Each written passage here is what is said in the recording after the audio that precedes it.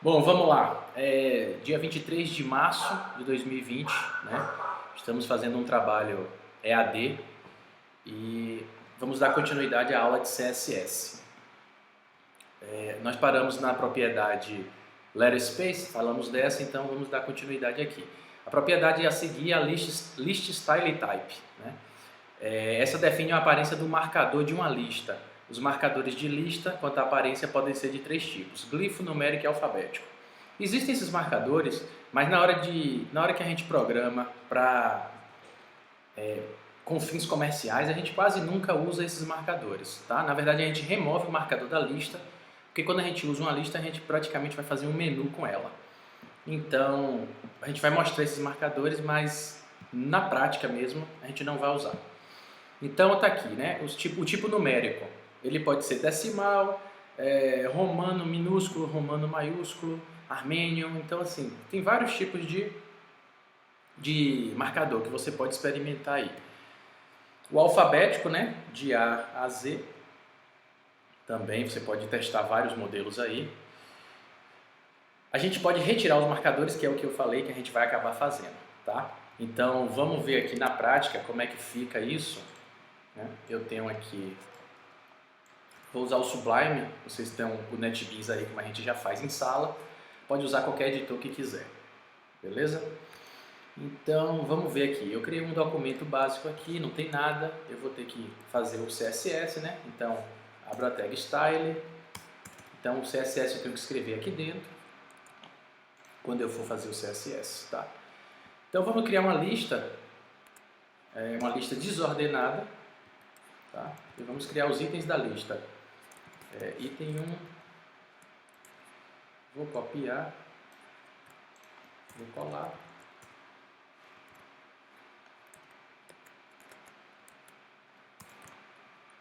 Vou mudar somente isso aqui, tá?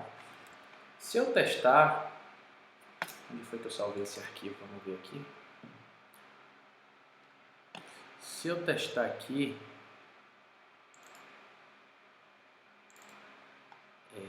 esse aqui, você vê que a lista ela tá marcada aqui com as bolinhas, né? E aí vamos testar os marcadores diferentes. Então eu tenho que fazer o quê? Eu tenho que aplicar uma regra de estilo no item da lista, né? na lista, e botar list_style_type none para remover. Se eu fizer assim, eu removo. Vamos ver se removeu. Ó, não tenho mais ninguém, tá vendo? Então as bolinhas elas sumiram. Se eu quiser deixar as bolinhas, eu vou tirar isso e normal, como estava. Se eu quiser aplicar um outro estilo, daquele lá do slide, aí a gente tem que ver aqui qual é o estilo que eu quero aplicar. Square. Então, ó, as bolinhas elas viraram os quadradinhos, né? Square é quadrado, então virou um quadradinho. Se não for square, pode ser circle, ok? Ó, viraram os círculozinhos vazados, então diferente do padrão. O padrão é um círculozinho pintadinho. Então, e aí você pode manipular a lista de acordo com o que está falando aqui no slide, que está informando aqui. Pode ser decimal, sei lá. Então você vai testar aí as variações possíveis. Ó, 1, 2, 3, 4. Se você quiser uma lista numerada, né? Mas aí a gente tem a lista ordenada, que é OL. Então não precisaria disso. Mas pode surgir algum caso onde você precise utilizar ela assim. Beleza? Então vamos continuar. Você pode parar, você pode pausar o vídeo e testar todas as opções. Tal. Tem essas vantagens aí no ensino EAD. Já vimos como retirar o marcador, tá? E existe um list_style_type para imagens também. Tá? Aqui no slide está mostrando. A propriedade list_style_image define uma pequena imagem como marcador de uma lista. Exemplo, list_style_type none, list_style_image URL set. Ou seja, ao invés de aparecer esses marcadores aqui, vai aparecer uma setinha. Mas claro, né, que eu tenho que ter a imagem aqui, tá vendo? URL, então ele vai tentar buscar a imagem seta.png. Eu tenho que ter essa imagem, tá?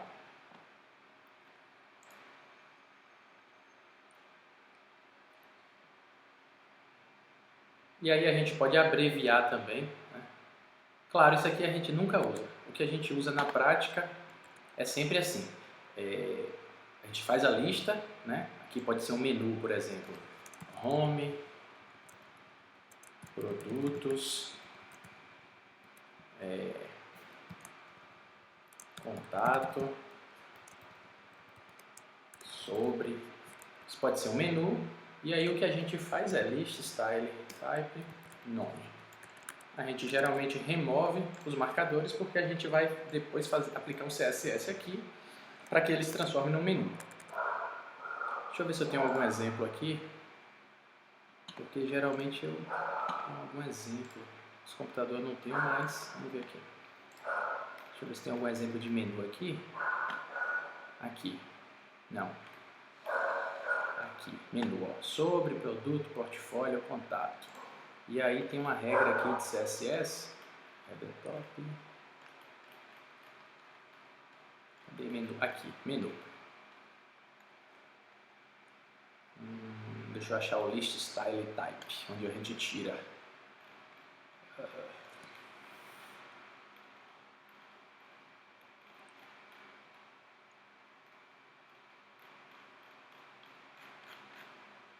Tem que ter tirado em algum outro lugar.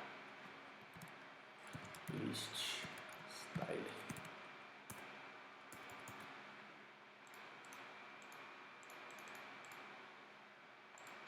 Não tem.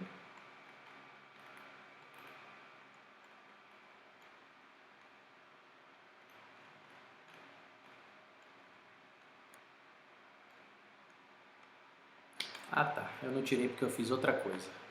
Mas no geral a gente tira, tá? Então, list style é isso, basicamente é isso aí. Vamos ver o próximo. O próximo é margem. A gente já viu isso na sala, quando a gente trabalhou com o Box Model, né? Então, a gente viu que a gente tem uma div, dentro dessa div eu posso ter qualquer coisa, né? Texto, posso ter qualquer coisa dentro da div, essa div ela vai ter um nome, minha caixa, e aí você pode botar o nome que quiser. E no CSS a gente vai fazer manipulações através desse seletor, né? Seletor de classe. Minha caixa, e aí a gente vai, sei lá, qualquer coisa. O widget, a gente aprendeu já algumas coisas. Border, color, red, border, style, dashed,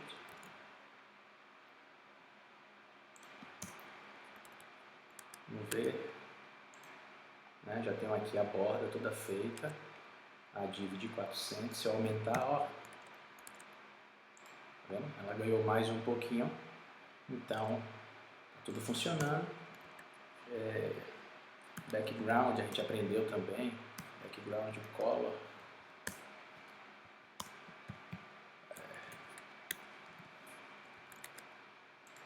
Ó, o fundo está pintado com uma cor parecida, dark blue, certo? E aí o P teria que ser branco, color white, ou na cor normal ou na cor hexadecimal que a gente aprendeu, né? Tá bom? Então tá funcionando. E aí eu posso escolher dar uma margem, tá? Perceba que a própria ferramenta ele traz já as possibilidades que a gente viu em sala no quadro, né? O top, o right, o bottom e o left. Então, se você não quiser fazer um por um, você pode chegar e fazer abreviado, como a gente viu na sala lá no Box Model. Eu vou botar aqui um por um para a gente testar. 10px para o topo. Nada aconteceu.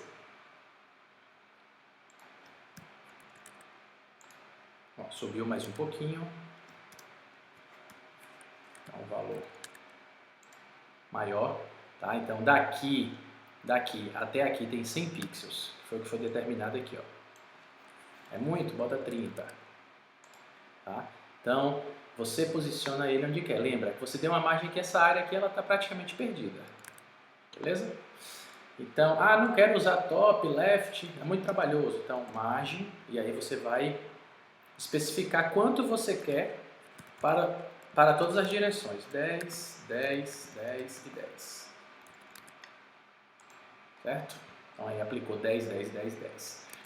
Abreviei e sem abreviação. Margem, top, tenho que botar todos. 10px.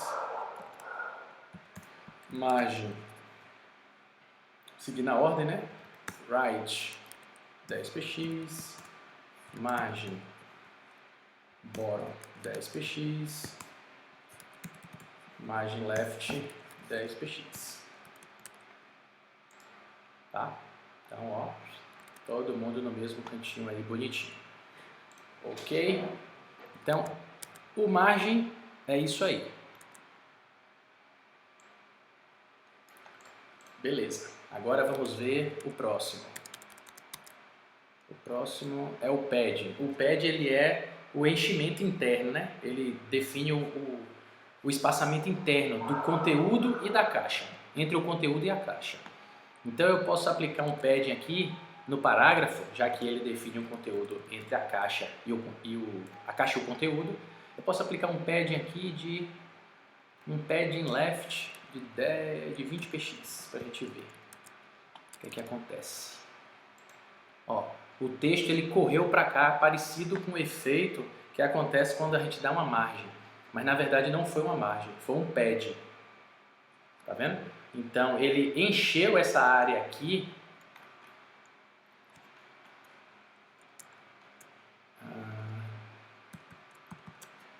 Ele encheu essa área aqui, ó, com um pad. Então essa área aqui está perdida dentro do texto, ok? Se eu desse um pad nas 4 direções, olha que legal. Se eu desse um pad aqui, abreviado, né? De 10px para o topo, 20px para a direita, 10px para a parte de baixo e 20px para a esquerda, olha o que ia acontecer com o meu texto. Ó, o texto ele continuou no mesmo lugar, mas a área aqui foi expandida. Ó. Então a gente usa o padding também na hora que a gente estiver construindo o menu. A gente usa o padding, usa o margem, tá? Então perceba, ó, ele expandiu a caixa. Por quê? Porque o padding é isso, ele é essa área aqui, ó, entre a caixa e o texto é o padding. Então ele vai realizar o enchimento em cima disso, com base nisso. Beleza? Então foi o margem, foi o padding. São importantíssimas essas duas propriedades.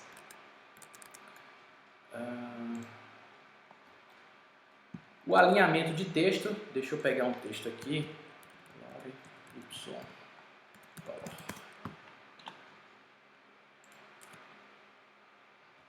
Tem um site aqui que é só para gerar texto, né? Para quem trabalha com website, que é para você utilizar enquanto você ainda não tem o texto do cliente. Então você pode chegar aqui e escolher, ou pode chegar aqui, ó, escolher quanto você quer. Quero 5 parágrafos, quero 5 palavras, quero 10 e gerar, tá? Eu vou querer 2 parágrafos e vou gerar. E ele vai gerar aqui para mim. Eu vou chegar aqui no P e vou colocar, né, esses 2 parágrafos. Como são 2 parágrafos, eu vou fechar o P, como a gente aprendeu na sala. Ops. E vou abrir o P. Certo? Vou organizar aqui para ficar bonitinho e vou testar aqui para ver como ficou. Ó, perceba. Ele já colocou aqui.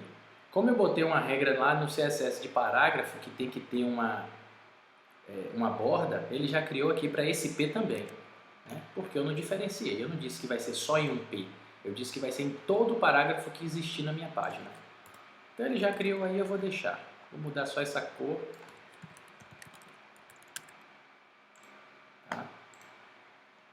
E tá aí. E aí você tem a possibilidade de usar o Text Align para poder alinhar seu texto. O Text Align ele vai funcionar do mesmo jeito que tem no Word, né? A gente pode alinhar aí no centro, à direita, justificado. Então a gente pode fazer os testes. Lembra que eu falei, né? CSS é tentativa e erro. Então vou botar aqui Center. Ó, o texto já foi para o centro. Tá vendo? Vou colocar left. Tá vendo? Perceba que os meus dois parágrafos eles se ajustam de acordo com a regra que eu colocar, porque eu não criei classes separadas. Então, right à direita, e o que o Word usa geralmente é o justify.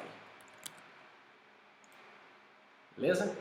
Que é justificado é isso aqui, todo mundo juntinho aqui, certinho. Então, nós acabamos de ver aí 4 propriedades, né? Nós vimos list style type, list style image, margin, padding, né? E agora text align. Então são 5 propriedades de uma forma bem rapidinho aqui, tá? Para que vocês possam treinar e praticar. Deixa eu ver aqui se tem mais algum interessante. E aí, para a gente finalizar, eu vou falar de seletores, né? A gente já usa alguns seletores um pouco sem saber. E aí eu vou falar de alguns. Vamos começar do seletor universal. O seletor universal é o asterisco. O seletor universal, ele aplica a regra que você colocar aqui dentro, ele vai aplicar para toda a sua página, tá? Então, geralmente nós aplicamos uma margem zero e um pad zero para que ele zere essa medida aqui, ó. Porque no geral ele já começa aqui, mas eu quero que ele aproveite todo o espaço que o meu navegador tem para me oferecer. Então eu quero que ele comece exatamente aqui. Então para isso eu preciso zerar. Por isso a gente zera isso aqui. Se você quiser que tenha mais alguma coisa como universal em sua página, você vai colocar aqui. Ah, eu quero que tenha o background color gray. Sempre vai ser cinza. Então eu vou zerar e vou fazer acontecer a parada. Certo? Ah, Matheus, por que não ficou aqui? Porque a gente já tinha dado uma margem aqui. Ok? Então agora ele está posicionado em 0, 0. Ó. Aqui é o meu ponto inicial e está aproveitando todo o meu navegador. Toda a minha área de navegação. Cinza. Todas as páginas vão ser cinza, Matheus? Vão, porque eu coloquei na minha regra universal. Beleza? Então se esse CSS estiver ligado a várias páginas, ele vai ser universal. Por isso que fala seletor universal.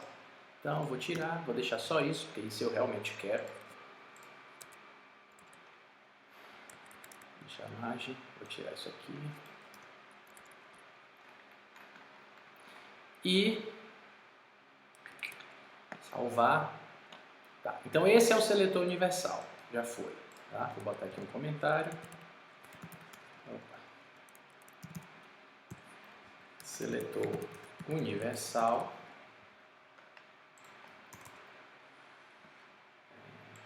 A gente já aprendeu seletor de classe. Seletor de classe, obviamente. E aprendemos também o seletor padrão, né? O seletor de tags, seletor padrão das tags, né? Que é o P, o H1, todas as tags você pode acessar diretamente através da sua própria tag, né? Seletor. Tá?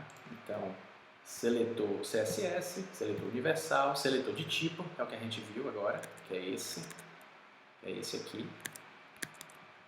E o seletor, está faltando uma de ID aqui, seletor de ID. Vamos ver aqui na prática. O seletor de ID, ele é assim, ó. Eu vou criar outra div, eu vou botar aqui ID, outra caixa. Aí vou botar um P e vou copiar um parágrafo desse.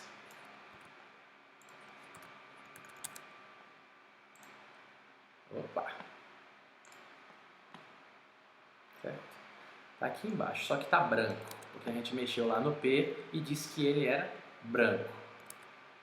E a caixa não está azul, como as outras estão. Então vamos ter que mudar isso.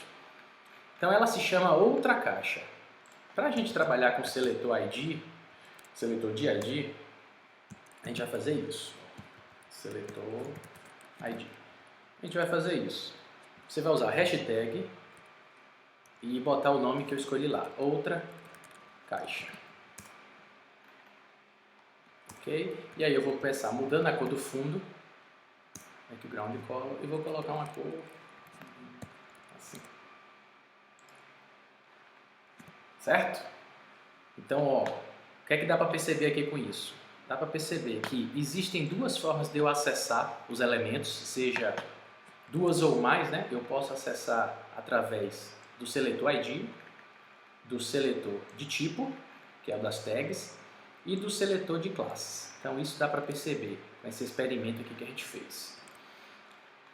Outra coisa, como essa div tem outro nome, ela não se encaixa nas regras de minha caixa. Então ela não tem 600 pixels, ela vai ocupar tudo que o texto ocupa. Então, por isso ela veio até aqui no fundo. Ok? Ela não tem essas margens, ela não tem esse background. Por isso ela está diferente da outra. Então, o que é que eu posso fazer aqui? Eu posso dizer que ela também tem 600, para que fiquem iguais, né? As duas. 600 px. Tá? Como ela tá no 00, ó, ela tá no 0, né? Pelo menos aqui, ela tem que estar uma margenzinha de 10 aqui para estar igual. Então, margem left 10 px. Ok? Então agora ela está perfeitamente alinhada aqui, igualzinho. Tem um espaçozinho entre as duas, ó. Se eu quisesse aumentar esse espaço, eu ia dar uma margem top de 20 pixels. Ok? Então eu aumentei um pouco o espaço entre as duas aqui, para poder não ficar grudada. Tá bom? Então, basicamente, nossa aula de hoje é isso. A gente viu se contar com o seletor de ID, nós vimos aí 6 novas regras de estilo, né? Novas tags, novos métodos de fazer regras de estilo, tá? Para que vocês pratiquem, de acordo com esse vídeo, esse tipo de coisa, para que a gente fique cada vez mais próximo de conseguir fazer uma atividade mais elaborada ou até mesmo a confecção de um site. Tá bom? Então um abraço e até a próxima aula.